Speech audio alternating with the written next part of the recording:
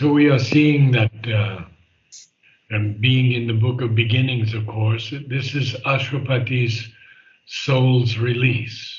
Mhm. And this is the first canto in which Sri Aurobindo speaks of his soul's release. Then he has the fourth canto. This is the third. And the fourth canto is the secret knowledge. And then the fifth canto, he continues with Aswapati's realizations, which are his realizations, Sri Aurobindo's. So we see that this I awake in voiceless heights of trance, this mind that is plucking at the unimaginable, this overleaping with a soul and perilous bound, she broke in with inspired speech for scythe. And I think we talked about the scythe, did we not? Yes. Yeah, no, we did. And plundered the unknowable's vast estate. So now you can continue reading. Sure. A gleaner of infinitesimal grain of truth, a sheaf binder of infinite experience, she peers the guarded mysteries of world force, and her magic methods are wrapped in a thousand veils. Or she gathered the lost secrets dropped by time in the dust and crannies of his mounting route. Mid old forsaken dreams of hastening mind and buried remnants of forgotten space. Yeah, a lot to go through here. We see, first of all, that the word is a gleaner. Gleaner. Gleaner, gleaner, okay. Yeah, you if you glean something, you learn or find out little by little or slowly. You find out slowly. Okay. So this is a gleaner of infinitesimal grains of truth, tiny little grains of truth, minute grains of truth, and also a sheaf binder, now of infinite experience.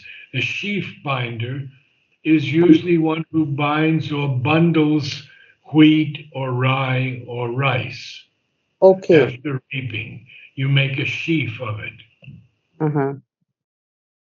So here it's not physically allied to wheat, rye, or rice, but it is a sheaf binder of infinite experience, putting Mm. together all this infinite experience, like one does, like one binds a sheaf.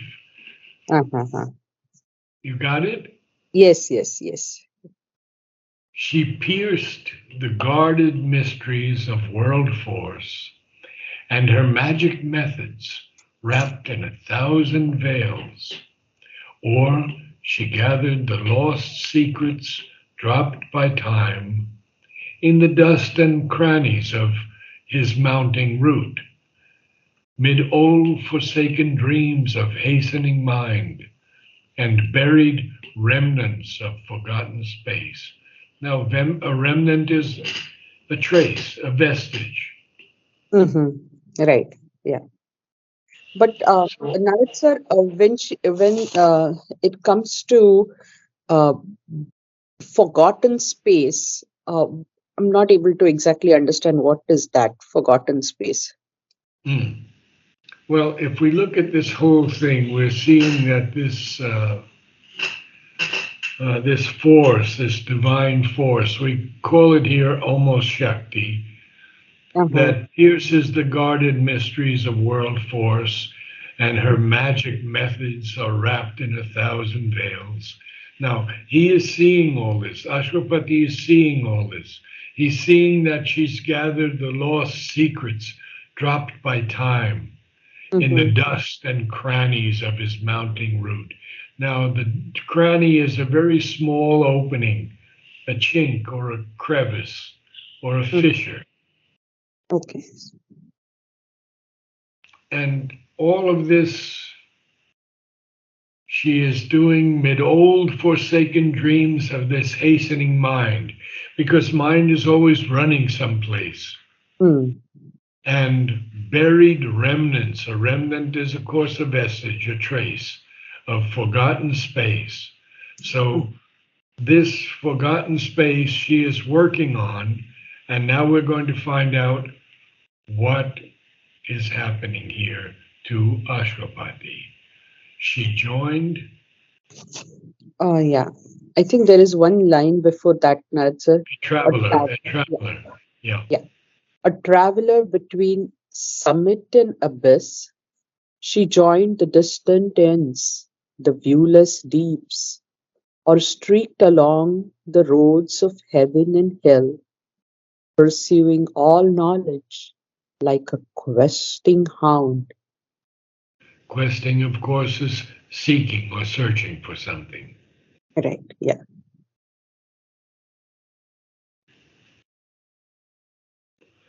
So Mhm, this divine Prakriti mhm, is bringing all these things and joining them. She joined the distant ends, the mhm, viewless deeps. mhm. So, and then she streaked along the roads of heaven and hell, pursuing all knowledge like a questing hound. And now we're going to see what more she is saying. A reporter and scribe of hidden wisdom talk, her shining minutes of celestial speech pass through the masked office of the occult mind, transmitting, gave to prophet and to seer, the inspired body of the mystic truth. So this is, of course, the divine creatrix. We've called Mm, her Prakriti. We can call her by many names. mhm, But she is a reporter and scribe of hidden wisdom talk. In mhm, fact, her shining minutes of celestial speech, these wonderful moments of celestial speech that come through and pass through this masked office of the occult mind, and then they are transmitted to prophet and to seer. And what are they transmitting? The inspired body of the mystic truth. okay. So, And Narad sir, when they say transmitting gave to prophet and to seer, so are these, I mean, who exactly is are being referred to here when they say prophet and seer? Is it well, nature giving it to the humanity, or yeah? it's all the prophets who've been on the earth and all the seers. It's Raman Maharshi, it's Ramakrishna, Vivekananda, Sri Mm-hmm. Aurobindo. All they have received all of this from Okay. this divine creatrix. Yeah. Okay. She's received the shining minutes of celestial speech that have passed through the masked office of the occult mind and transmitted then to the prophet and the seer what? The inspired body of the mystic truth. Oh, powerful. Powerful. Yeah. Now, we go on for a little longer, huh? Sure. Sure. A recorder of the inquiry of the gods, spokesman of the silent seeing of the Supreme, she brought immortal words to mortal men. What a beautiful line. She brought immortal words to mortal men. So she is a recorder of the inquiry of the gods. When you inquire, you look into things. And Mhm. she is also the spokesman of the silent seeings of the Supreme. Now, it sounds like an oxymoron here. How can you have a Yeah. spokesman of something silent seeing? But Mhm. this is where we have to realize that this is poetry, and Sri Aurobindo is giving us images. He's Yeah. giving us symbols, marvelous symbols and images. Right. And so, from these silent seeings of the Supreme, she brought immortal words to mortal men. And we'll do a few more lines. Sure. Above the reason's brilliant slender curve, released like radiant air dimming a moon, broad spaces of a vision without line or limit swam into his spirit's skin. Ken, of course, is knowledge. Huh? Okay. So I'm going to take us back a little bit to the Uh-huh. previous page. Okay.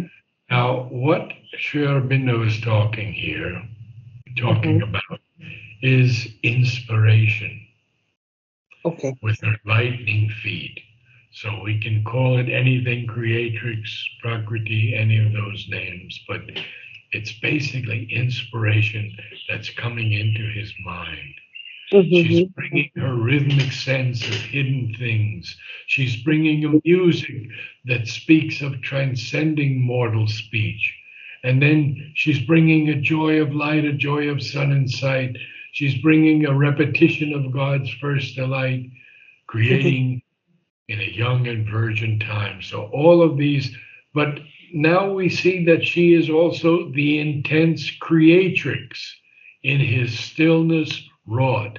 So she is working in Ashwapati stillness as the intense creatrix.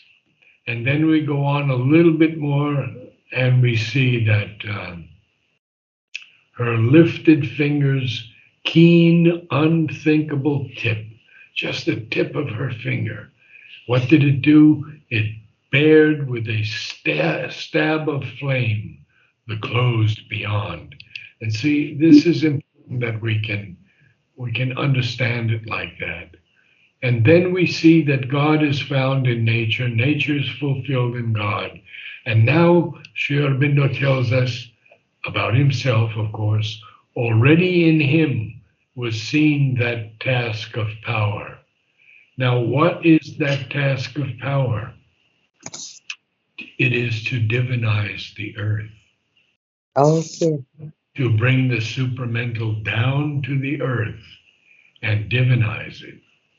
Mhm. And so you see, he is having all these experiences, Mhm. even on his struggling nature left below. Because when the divine takes birth, Uh-huh.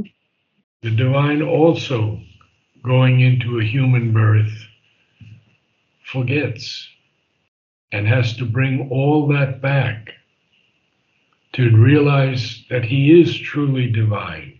So we Mm. see these strong periods of illumination coming, lightnings of glory after glory burning, and we're seeing strange riches that come to him from the unseen, and so many other things. And then we come to uh, rivers pouring down of bliss and luminous force, visits of beauty, storm sweets of delight raining down on him, and even the eagles of omniscience, which we've talked about.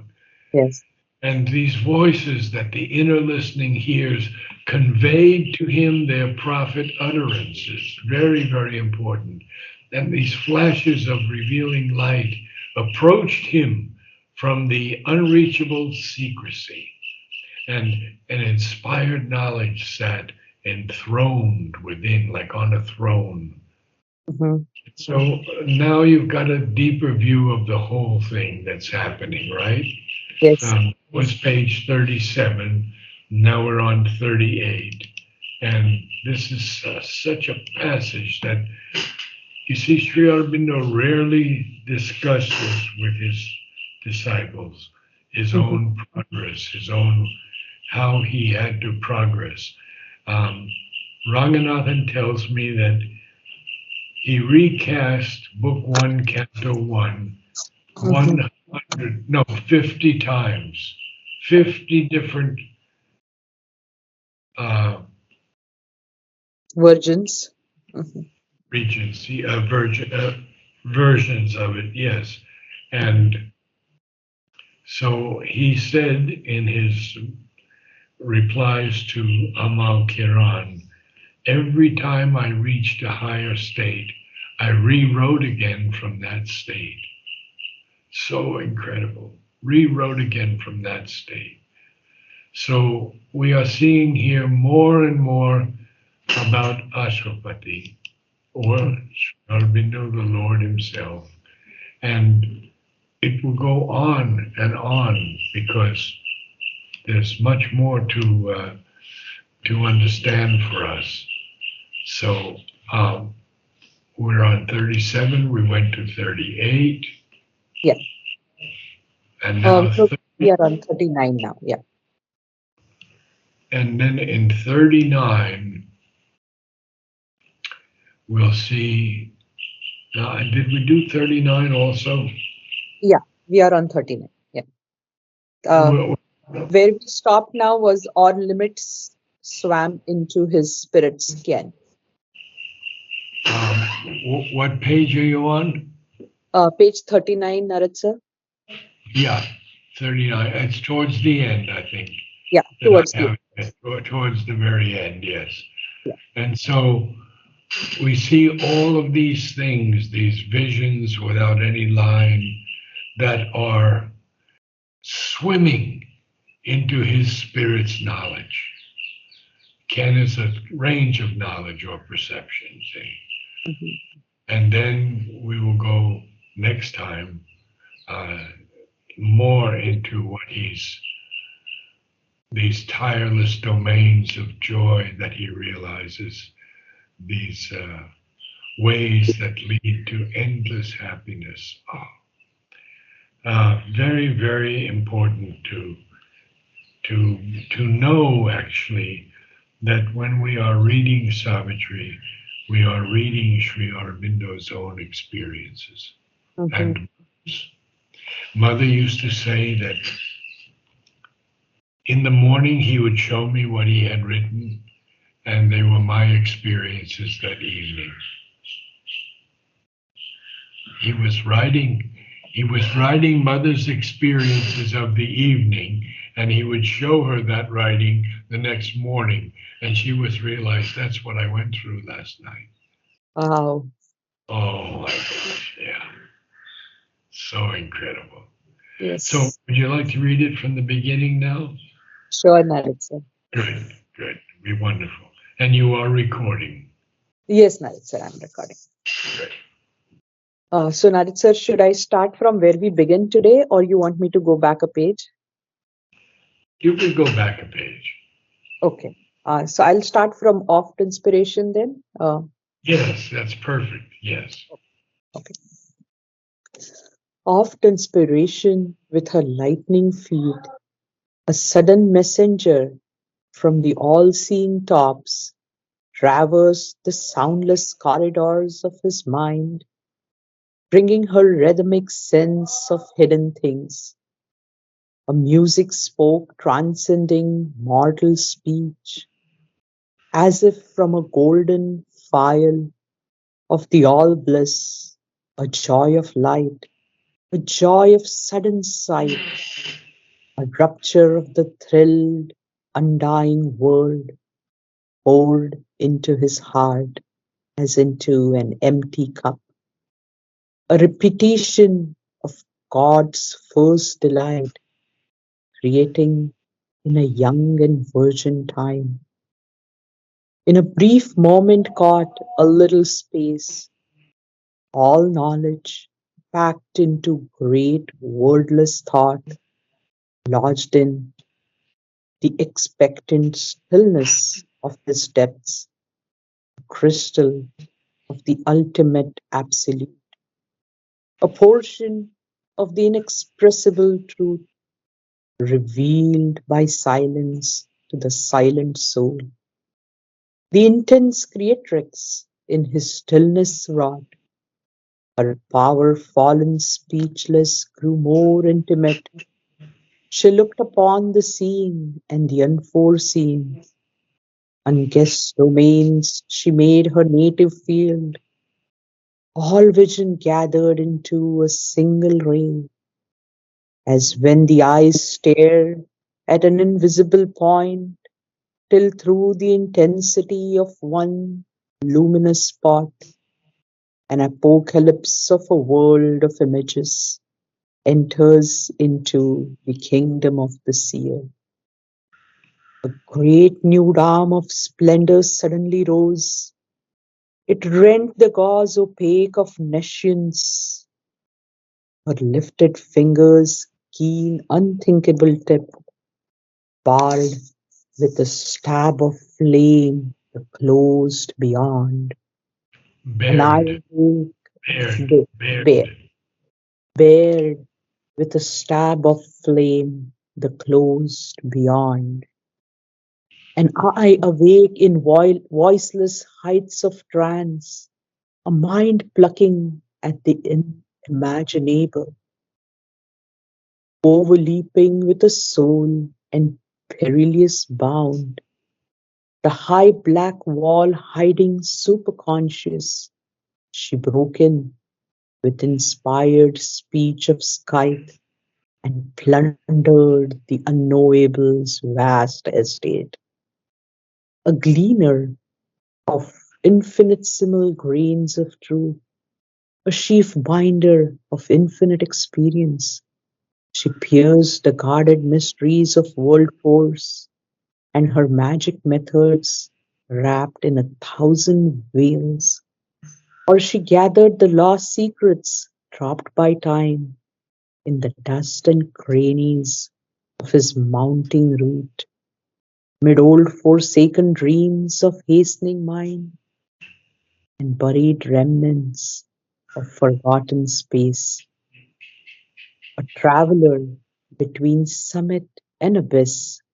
She joined the distant ends, the viewless deeps, or streaked along the roads of heaven and hell, pursuing all knowledge like a questing hound, a reporter and scribe of hidden wisdom talk, her shining minutes of celestial speech pass through the masked office, the occult mind, transmitting gave to prophet and to seer the inspired body of the mystic truth.